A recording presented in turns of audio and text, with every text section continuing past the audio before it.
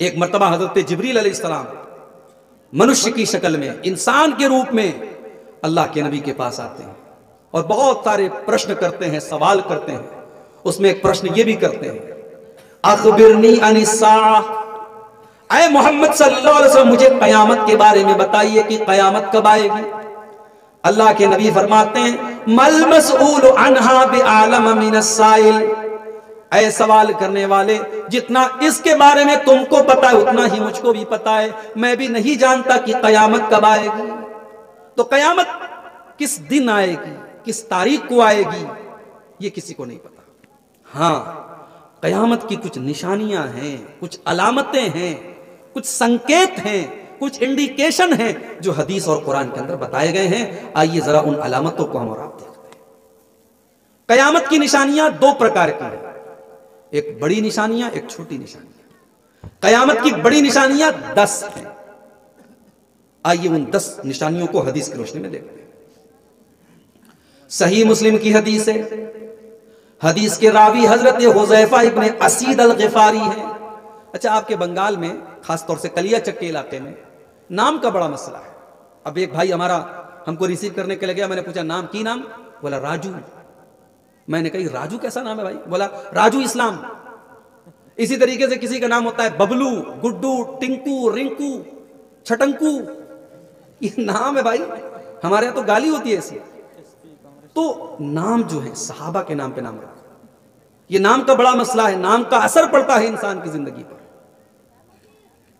तो अब हजरत हुज़ैफा इब्ने असीद सहाबी का नाम। हुज़ैफा नाम आपको बहुत कम मिलेगा अपने मोहल्ले में। अब ये नाम है, आप रखो बच्चे का नाम। और लड़कियां पैदा हों, उनका नाम आप सहाबिया के नाम पे रखो। तो उलमा से पूछ के नाम रखो, इंटरनेट पर, मोबाइल पर देख करके नाम मत रखो, वरना गड़बड़ हो जाएगा। हुज़ैफा इब्ने असीद अल गिफारी कहते हैं कि हम लोग आपस में चर्चा कर रहे थे, गुफ्तगू कर रहे थे, हम लोग आपस में डिस्कशन कर रहे थे, इतने में अल्लाह के नबी आ जाते हैं। आप पूछते हैं मा ततज़ाकरूना, तुम लोग किस विषय पर चर्चा कर रहे हो? हमने कहा नहनु नतज़ाकरू अनिस्साअह, ऐ अल्लाह के नबी हम कयामत के बारे में चर्चा कर रहे हैं।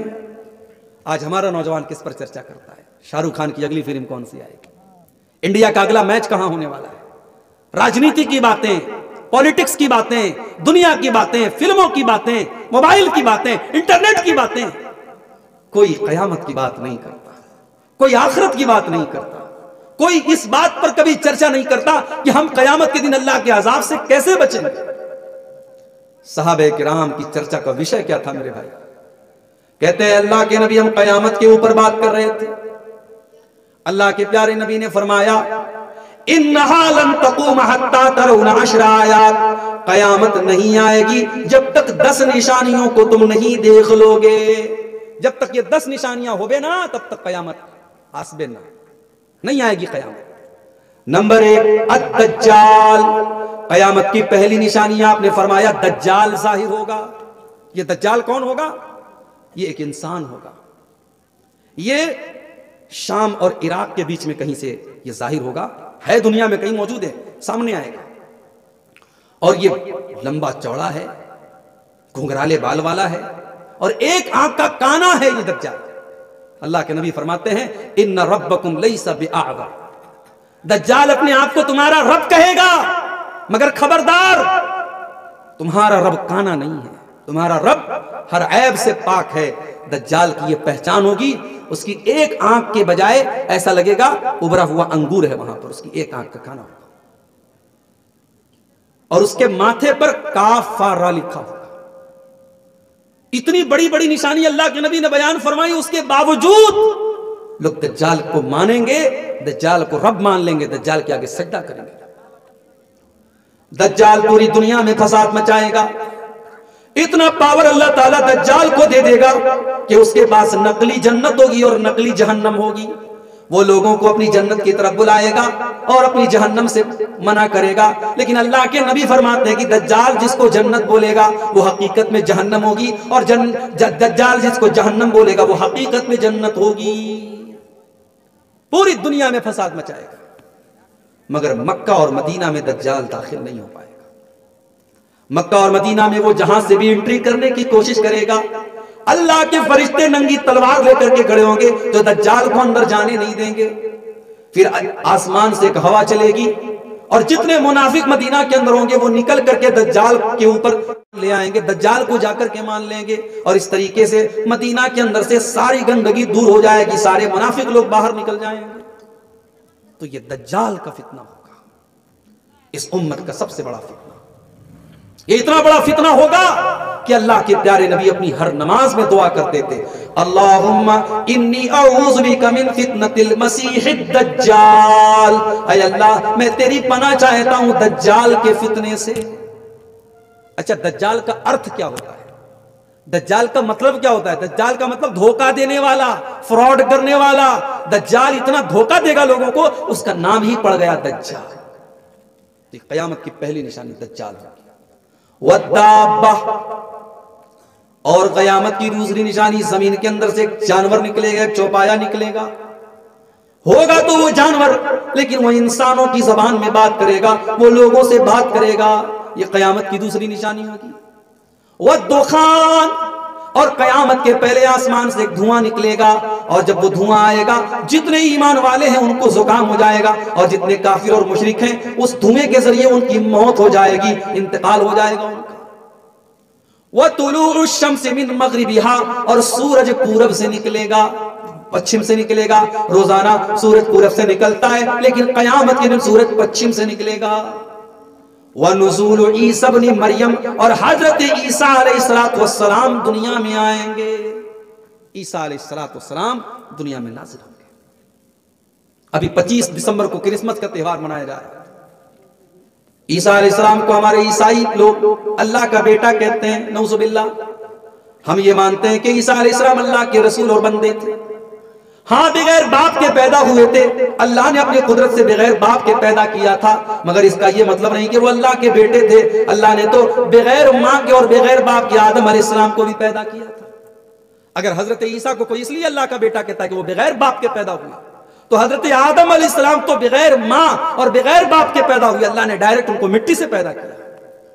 तो ये गलत अकीदा है जो लोग हजरत ईसा को अल्लाह का बेटा मानते हैं, हराम है, शिर्क है, कुफ्र है ये अकीदा। ईसा अलैहिस्सलाम अल्लाह के रसूल थे, उनको कत्ल करने की प्लानिंग की गई, उनको मारने की प्लानिंग की गई।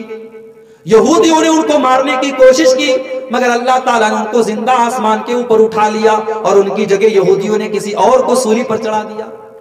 अब क़यामत के पहले हजरत ईसा अलैहिस्सलाम 2 फरिश्तों के कंधे पर हाथ रख करके दिमश्क में उतरेंगे फजर के टाइम, और जब ईसा अलैहिस्सलाम आएंगे फजर की नमाज का टाइम होगा और दिमश्क की उस मस्जिद में नमाज का टाइम होगा, और इमाम साहब कहेंगे कि आप तो अल्लाह के रसूल हैं, आप तो ईसा अलैहिस्सलाम हैं, आप आकर के नमाज पढ़ा दीजिए। तो हजरत ईसा अलैहिस्सलाम कहेंगे नहीं नहीं, मैं आपके पीछे नमाज पढ़ूंगा, मैं आपका इमाम नहीं बनूंगा। ये इस उम्मत का मकाम है, इस उम्मत का दर्जा है कि इस उम्मत के पीछे हजरत ईसा अलैहिस्सलाम भी नमाज पढ़ेंगे। ईसा अलैहिस्सलाम 40 साल दुनिया में रहेंगे, दज्जाल को वही कत्ल करेंगे, और उनके दौर में ईसाइयत खत्म हो जाएगी। वो सलीब को तोड़ देंगे, दुनिया में जितने सूअर है सूअर को खत्म कर देंगे, कत्ल कर देंगे, और यहूदियों और ईसाइयों को वो डायरेक्ट इस्लाम की दावत देंगे कि या तो इस्लाम कबूल करो या हमसे जंग करो। ईसा अलैहिस्सलाम यहूदियों और ईसाइयों को तीसरा कोई ऑप्शन नहीं देंगे, जिजिया का टैक्स खत्म कर देंगे और कहेंगे या तो तुम इस्लाम कबूल करो या फिर तुम हमसे लड़ाई करो। 40 साल हजरत ईसा दुनिया में रहेंगे, उनके दौर में अदल व इंसाफ होगा, और उसके बाद 40 साल के बाद अल्लाह ताला नेचुरल उनको मौत देगा और वो अल्लाह के पास चले जाएंगे। ईसा अलैहिस्सलाम दुनिया में आएंगे, ये भी क़यामत की एक निशानी होगी। व याजूज व माजूज, और याजूज और माजूज नाम की 2 फसादी कौमें, 2 बड़े ही जाहिल और उजट लोग जो दुनिया के किसी कोने में कैद हैं। हजरत जुल्करनैन ने एक डैम बना करके, एक दीवार बना करके उनको कैद कर दिया है, और वो रोजाना उस डैम को तोड़ने की कोशिश कर रहे हैं। क़यामत के पहले उस डैम को वो तोड़ देंगे, उस बांध को वो तोड़ देंगे और बाहर निकल जाएंगे, और इंसानों के बीच बहुत ज्यादा तबाही मचाएंगे।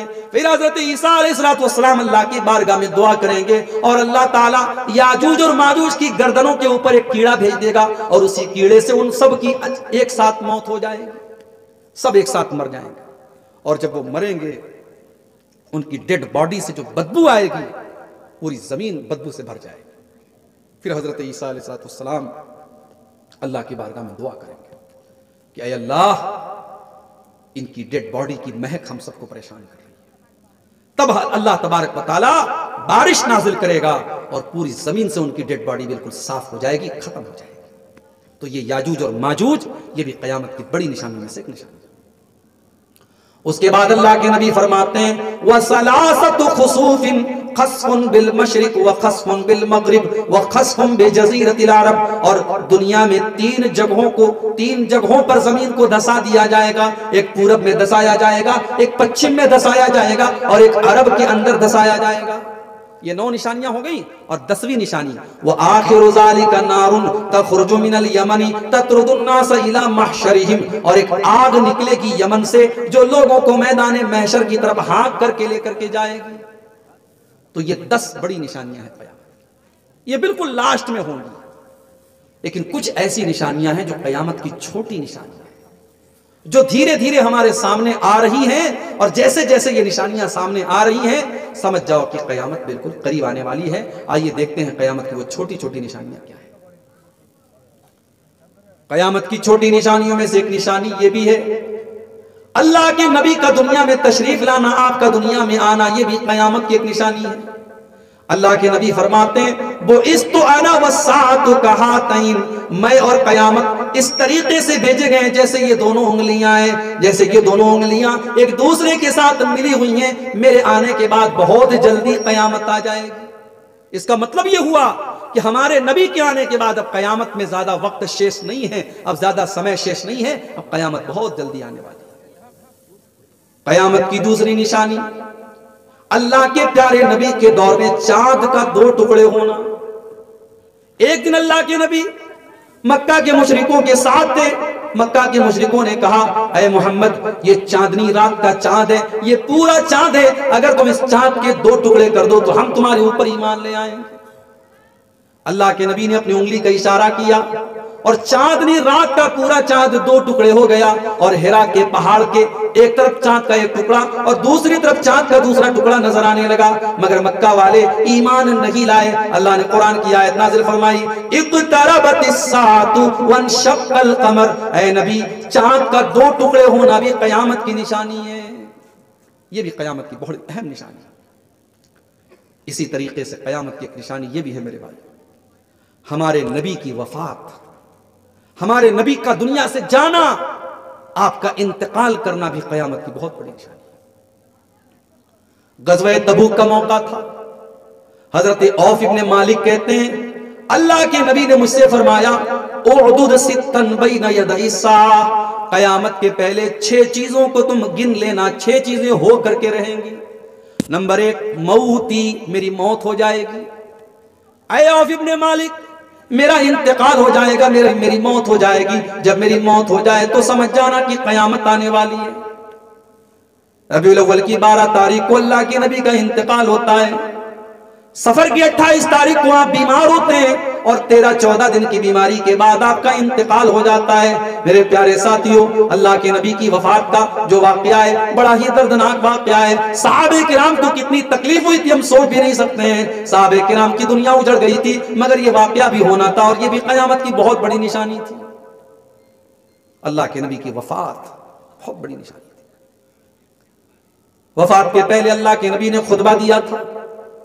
उस खुतबे में आपने फरमाया था कि ऐ लोगों, अल्लाह ताला ने अपने एक बंदे को ये इख्तियार दिया है, ये ऑप्शन दिया है, ये चॉइस दिया है कि ऐ मेरे बंदे, या तो तू दुनिया की जिंदगी ले ले या आखिरत की नेमतें ले ले। अल्लाह के उस बंदे ने आखिरत की नेमतों को ले लिया और दुनिया की जिंदगी को छोड़ दिया। अभी अल्लाह के नबी ने इतना ही कहा था कि अबू बकर सिद्दीक रज़ी अल्लाह तआला अन्हु ज़ारो कतार रोने लगे और कहने लगे, फदैनाका बिआबाइना व उम्महातिना, ऐ अल्लाह के नबी, हमारे माँ बाप आपके ऊपर कुर्बान हो जाएं, हमारे माँ बाप आपके ऊपर कुर्बान हो जाएं। सहाबे किराम सोचने लगे कि अल्लाह के नबी तो एक आम बात कर रहे हैं, ये अबू बकर को क्या हो गया है, ये रो क्यों रहे हैं। लेकिन सहाबा के तुमको बाद में पता चला कि अल्लाह के नबी तो अपने बारे में कह रहे थे और आप ये इशारा दे रहे थे कि मेरा इंतकाल होने वाला है। रबीउल अव्वल की 12 तारीख थी, फजर की नमाज का टाइम था। अबू बकर सिद्दीक नमाज पढ़ा रहे थे, सहाबा पीछे नमाज पढ़ रहे थे।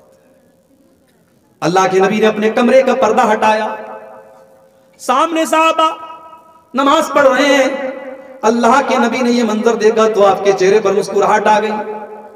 आपको लगा कि मेरा मिशन कामयाब है, मेरे सहाबा मेरे जाने के बाद भी मेरे मिशन को कायम रखेंगे, नमाज को कायम रखेंगे। ये सोच करके अल्लाह के नबी के चेहरे पर मुस्कुराहट आ गई, आप हंसने लगे। सहाबा नमाज की हालत में बेचैन हो गए, अपने नबी को उन्होंने दरवाजे पर महसूस किया और सहाबा बेचैन हो गए। और सहाबा कहते हैं हमें डर हुआ कि कहीं हमारी नमाज ना खराब हो जाए। अबू बकर सिद्दीक पीछे हटने लगे। अल्लाह के नबी ने इशारा किया कि अबू बकर नमाज पढ़ो। उसके बाद आपने पर्दा गिरा दिया और सहाबा कहते हैं ये आखिरी दीदार था जो अल्लाह के नबी का हमने किया था। उसके बाद जैसे जैसे चाश्त का टाइम होने लगा, सूरज निकला और सूरज चढ़ने लगा, आसमान के ऊपर बुलंद होने लगा, दिन निकलने लगा, अल्लाह के नबी की हालत खराब होने लगी। मौत की सख्ती आपके ऊपर तारी हुई। आप अपने हाथों में पानी लेकर के अपने चेहरे पर फेरते तो कहते थे अल्लाहुम्मा अइन्नी अला सकरातिल मौत, ऐ अल्लाह तुम मौत की सख्तियों पर मेरी मदद फरमा। आपने अपने हाथों को उठाया और कहा अल्लाहुम्मा अलहिकनी बिर्रफीकिल आला, ऐ अल्लाह तू मुझे नेक लोगों के साथ, अपने आला बंदों के साथ तू मुझे शामिल कर दे। ऐ अल्लाह अपने नबियों के साथ तू मुझे शामिल कर दे। और फिर धीरे धीरे आपके हाथ जमीन पर गिरते चले गए और आपकी रूह आपके कब्ज़ उनसुरी से प्रवास कर गई, आपका इंतकाल हो गया, आपकी वफात हो गई। अल्लाह के नबी की वफात भी क़यामत की बहुत बड़ी निशानी है। उसके बाद आपने फरमाया वफ़त हो बैतुल मक़दिस, बैतुल मुक़द्दस का फतह होना यह भी क़यामत की बहुत बड़ी निशानी थी। हजरत उमर फारूक के दौर में जब बैतुल मुक़द्दस फतह हुआ और हजरत उमर के हाथ में बैतुल मुक़द्दस की चाबियां दी गईं और उसके अंदर 2 रकात नमाज उन्होंने पढ़ी, यह वाकया भी बहुत बड़ा वाकया था और यह भी क़यामत की एक निशानी थी। उसके बाद अल्लाह के नबी फरमाते वमूतानुन याखुज़ु फीकुम ककुआसिल गनमी, और एक बहुत खतरनाक बीमारी आएगी, जानवरों की तरह लोग मरेंगे। हजरत उमर के दौर में मुल्क के शाम के गांव अमवास में ताउन की बीमारी फैल गई और हजारों सहाबा का इंतकाल उस बीमारी में हो गया। ये उसकी तरफ इशारा है कि ये वाकया भी क़यामत के पहले। उसके बाद आपने फरमाया सुम्मस्तिफाज़तुल माल, फिर माल बहुत ज्यादा हो जाएगा लोगों के पास। हत्ता युतर रजुलु मिअत दीनारिन फयज़ल्लु साखितन, एक इंसान को 100 दीनार दिए जाएंगे मगर फिर भी वो नाराज रहेगा। उमर बिन अब्दुल अजीज का दौर आया तो मुसलमानों के पास इतनी दौलत आ गई कि ये हदीस वहां पर फिट होने लगी, बहुत दौलत आ गई लोगों के। उसके बाद अल्लाह के नबी फरमाते हैं सुम्मा फितनतुन ला यबका बैतुम मिनल अरब इल्ला दखलतु, एक ऐसा फितना आने वाला है कि अरब के घर घर में वो फितना चला जाएगा। हजरत उस्मान गनी की शहादत के बाद जब बहुत बड़ा फितना हुआ और सहाबा की आपस में तलवारें निकल पड़ी और सहाबा की आपस में जंग हो गई, ये उस फितने की तरफ इशारा है। उसके बाद आपने फरमाया सुम्मा हुदनतुन तकूनु बैनकुम व बैन बनिल अस्फर, फिर तुम्हारे दरमियान और रूमियों के दरमियान सुलह होगी, फिर वो गद्दारी करेंगे और बहुत बड़ी फौज लेकर के तुमसे लड़ने के लिए आएंगे। तो ये क़यामत की छोटी छोटी निशानी है। इसके अलावा बहुत सारे अमाल और बहुत सारी चीजें अल्लाह के नबी ने बयान फरमाई जो क़यामत के पहले सामने आएगी। क़यामत की एक निशानी आपने ये भी बयान फरमाई कि उलमा दुनिया से उठने लगेंगे, लोग उलमा को छोड़ करके जाहिरों से फतवा पूछेंगे और ऐसे लोग जो आलिम नहीं होंगे, जो जाहिल होंगे, लेकिन उनका कपड़ा बड़ा दार होगा, वो पैंट और कोट और शर्ट पहन करके आएंगे और हदीसों के नंबर बताएंगे, आयतों के नंबर बताएंगे, वो फतवा देंगे और उल्टे सीधे फतवे दे करके लोगों को गुमराह करेंगे। आज ये हो रहा है आपके बंगाल में। उलमा का मकाम आपने अगर जाहिलों को दिया तो मेरे भाइयों याद रखो ये भी क़यामत की बहुत बड़ी निशानी। फतवा देना सबका काम नहीं है। बड़े बड़े उलमा भी बहुत सारे सवालों का जवाब देने के पहले सोचते हैं।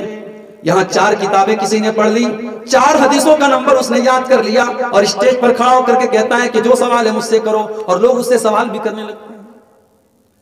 अल्लाह के नबी फरमाते हैं, सही बुखारी की रिवायत है, इन्नल्लाह ला यक़बिज़ुल इल्म इंतिज़ाअन यंतज़िउहु मिनल इबाद, अल्लाह ताला दुनिया से इल्म को अचानक नहीं उठाएगा, वलाकिन यक़बिज़ुल इल्म बिक़ब्ज़िल उलमा, बल्कि अल्लाह ताला उलमा को उठा लेगा, हत्ता इज़ा लम युबक़ि आलिमन, यहाँ तक कि जब उलमा खत्म हो जाएंगे, इत्तख़ज़न नास रुऊसन जुहाला, लोग जाहिलों को अपना सरदार बना लेंगे और जाहिलों से फतवा पूछेंगे और वो खुद भी गुमराह होंगे और दूसरों को गुमराह करेंगे। मेरे भाइयों, उलमा का खत्म होना और इल्म दीन का खत्म होना भी क़यामत की बहुत बड़ी निशानी है। आज हमारी बहनों को दीन के बारे में कुछ नहीं पता, आज हमारे नौजवानों को दीन के बारे में कुछ नहीं पता। अभी महाराष्ट्र के अंदर मेरा प्रोग्राम था, वहां एक भाई ने बताया कि 2 लाख मुसलमान लड़कियां आज कोर्ट मैरिज कर चुकी हैं, आज गैर कौम के साथ जाकर के भाग करके शादी कर चुकी हैं और अपने दीन और ईमान का सौदा कर चुकी हैं। आपके बंगाल में भी बहुत सारे वाकयात हो रहे हैं, गैर मुस्लिमों के साथ हमारी मुसलमान लड़कियां भाग रही हैं, उनके साथ शादी कर रही हैं और अपने मजहब को छोड़ रही हैं। ऐसा क्यों हो रहा है? क्योंकि इस्लाम का मकाम उनको नहीं पता, उनको दीन की अहमियत उनको नहीं पता, उनको ईमान का मतलब नहीं पता। उनके पास दुनिया की तो नॉलेज है, दुनिया की तो डिग्री है, मगर दीन का कोई इल्म नहीं है।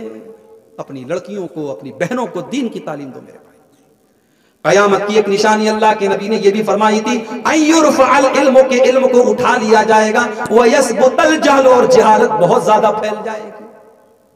पैसा है, दौलत है, दुनिया की बड़ी नॉलेज है, मगर 2 रकात नमाज पढ़ने की तमीज नहीं है।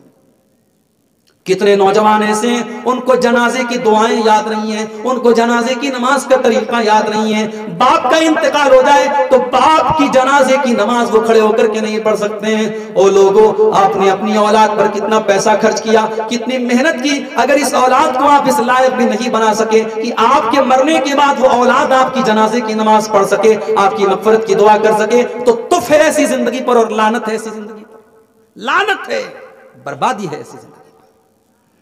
इल्म दीन को सीखो मेरे भाई। कब्र में यह नहीं पूछा जाएगा कि साइंस पढ़ी थी कि नहीं पढ़ी थी, मैथमेटिक्स पढ़ी थी कि नहीं पढ़ी थी, विज्ञान पढ़ा था कि नहीं पढ़ा था, गणित पढ़ा था कि नहीं पढ़ा था। कब्र में पूछा जाएगा तेरा रब कौन है, तेरा दीन क्या है, तेरे नबी कौन है। और इन सवालों का जवाब आपको कहां मिलेगा? कुरान में और हदीस में मिलेगा मेरे भाई। क़यामत की एक निशानी यह भी होगी कि लड़कियां और औरतें बहुत ज्यादा बेहयाई और बेपर्दगी करेंगे। सही मुस्लिम की हदीस है, अल्लाह के प्यारे नबी फरमाते हैं, सिनफान मिन अहलिन नार लम अरहुमा, मेरी उम्मत के अंदर 2 टाइप के ऐसे लोग होंगे जिनको मैंने अभी नहीं देखा है, वो जहन्नम के अंदर जाएंगे।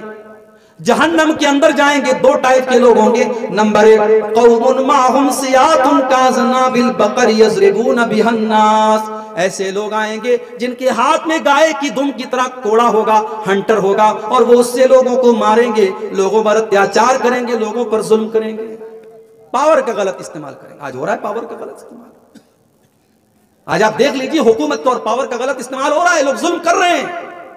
मगर याद रखो, नाओ कागज की सदा चलती नहीं, जुल्म की टहनी कभी फलती नहीं। जुल्म करने वाला अपने अंजाम को पहुंचेगा। तो जालिम लोग आएंगे। वनिसाउन कासियातुन आरियातुन मुमीलातुन माइलातुन रुऊसुन कासनिमतिल बुख्तिल माइला, और ऐसी औरतें भी आएंगी क़यामत के पहले जो कपड़ा पहनने के बावजूद नंगी होंगी। पीछे की पीठ नजर आ रही है, आस्तीन नजर आ रही है, पूरा जिस्म नजर आ रहा है। ऐसा कपड़ा पहनने का क्या मतलब है मेरे भाई?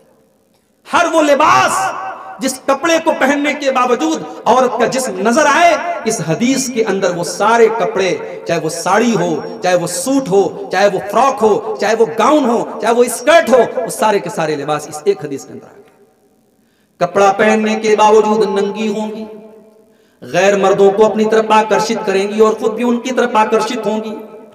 ला यदखुलनल जन्ना, और उनका हेयर स्टाइल कैसा होगा? वो अपने बालों का जूड़ा इस तरीके से बनाएंगी जैसे ऊंट का कोहान होता है।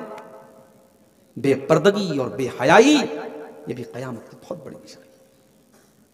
आपने फरमाया ला यदखुलनल जन्ना, ऐसी औरतें जन्नत में नहीं जाएंगी, और जन्नत में जाना तो बहुत दूर की बात है, वला यजिदन रिहा, ये जन्नत की खुशबू भी नहीं पाएंगी।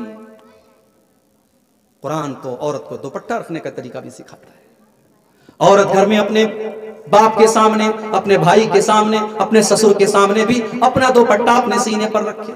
अल्लाह ने फरमाया वल यज़रिबना बिखुमुरिहिन्ना अला जुयूबिहिन्ना, कि ऐ मुसलमान औरतों अपना दुपट्टा अपने गरिबान पर रखो, अपना दुपट्टा अपने सीने पर रखो। कुरान करीम तो औरत को चलने का तरीका भी बताता है, वला यज़रिबना बिअरजुलिहिन्ना लियुअलमा मा युखफीना मिन ज़ीनतिहिन्ना। ऐ औरतों जब तुम जमीन पर चलो तो जोर जोर से अपने पांव को जमीन पर मार करके न चलो, ताकि तुम्हारे पायल की आवाज गैर मर्दों तक न पहुंचे। अल्लाह के नबी फरमाते हैं कि औरत अगर नमाज पढ़ने भी जा रही है तो खुशबू लगा करके न जाए। अगर खुशबू लगा करके जाएगी तो उसकी नमाज अल्लाह ताला कबूल नहीं करेगा। ये पर्दे का हुक्म है। क्यों है? इसलिए नहीं कि इस्लाम औरत से नफरत करता है, इसलिए नहीं कि इस्लाम औरत पर पाबंदी लगाता है, इसलिए कि इस्लाम ये चाहता है कि समाज पवित्र हो, समाज में गंदगी ना हो, समाज के अंदर औरत की इज्जत सेफ रहे। इसलिए अल्लाह ने पर्दे का हुक्म दिया है। आज आप देख लीजिए,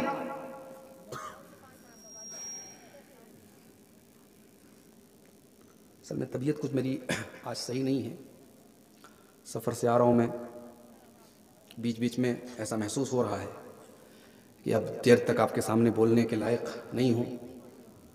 बहरहाल ये क़यामत की निशानी अल्लाह के नबी ने बयान फरमाई कि औरतें जो है वो बेपर्दगी करेंगी, शराब बहुत ज़्यादा पी जाएगी, जिना ज़्यादा होगा। हमने आज निकाह को मुश्किल बना दिया, शादी मुश्किल हो गई हमारे यहाँ, जहेज का लेन देन हो रहा है, बारात का चक्कर है, लाखों करोड़ों के खर्च का चक्कर है। जिना आसान है, निकाह मुश्किल है। मेरे भाइयों, ये निशानियां जो हदीसों के अंदर बयान की गई, ये हमारी नसीहत के लिए, ताकि हम और आप अपनी इस्लाह करें, अपने आप को सुधारें। आइए हम अल्लाह से दुआ करते हैं, रब्बुल आलमीन हम सबको अपनी इस्लाह करने की तौफीक अता फरमाए। अल्लाह हमारे नौजवानों को ज़िनाकारी और बदकारी से दूर रखे। अल्लाह हमारी माँ बहनों को इस्लामी तरीके से ज़िंदगी गुजारने की तौफीक अता फरमाए। अल्लाह हमें तौफीक दे कि अपनी बेटी और बहू और अपने घर की औरतों को हम दीन सिखाएं। आज इंटरनेट का दौर है मेरे भाई, आज दीन का इल्म आपके घर चल के आ रहा है। पहले लोग उलमा के पास जाते थे इल्म सीखने के लिए, अब उलमा चल के मोबाइल पर आपके पास आ रहे हैं। अच्छे उलमा, मुस्तनद उलमा, जिनकी बात में वजन है, जो कुरान और हदीस से बात करते हैं, उन उलमा का बयान आप सुनिए, उनसे दीन की बातें सीखिए, नमाज का तरीका सीखिए, वजू का तरीका सीखिए, गुस्ल का तरीका सीखिए, तौहीद की बातें सीखिए, अकीदे की बात सीखिए। अल्लाह ताला हम सबको इसकी तौफीक अता फरमाए। जो लोग हमें बीमार हैं अल्लाह उनको शिफाए कामिल आजिल अता फरमाए। जो रोजी रोटी से परेशान है अल्लाह उनके कारोबार में बरकत नसीब फरमाए। अल्लाह हमारे मुल्क की हिफाजत फरमाए। अल्लाह जालिमों के जुल्म से, शरीरों के शर से हम सबको महफूज रखे। इस जाड़े के मौसम में अपने आराम और बिस्तर को छोड़ के जो लोग यहाँ आए हैं, चाहे वो हमारी माएँ बहनें हों, चाहे वो हमारे भाई हों, अल्लाह सबके आने जाने को और जमा होने को कबूल फरमाए। अल्लाह आज के इस जलसे को हमारी नेकियों में लिख दे। अल्लाह हम जब तक दुनिया में जिंदा रखे, इस्लाम पर जिंदा रखे, और हम सबका खात्मा ईमान पर हो। आमीन व आखिर दावाना अल्हम्दुलिल्लाहि रब्बिल आलमीन। अस्सलामु अलैकुम व रहमतुल्लाह। वालेकुम अस्सलाम व रहमतुल्लाहि व बरकातहू।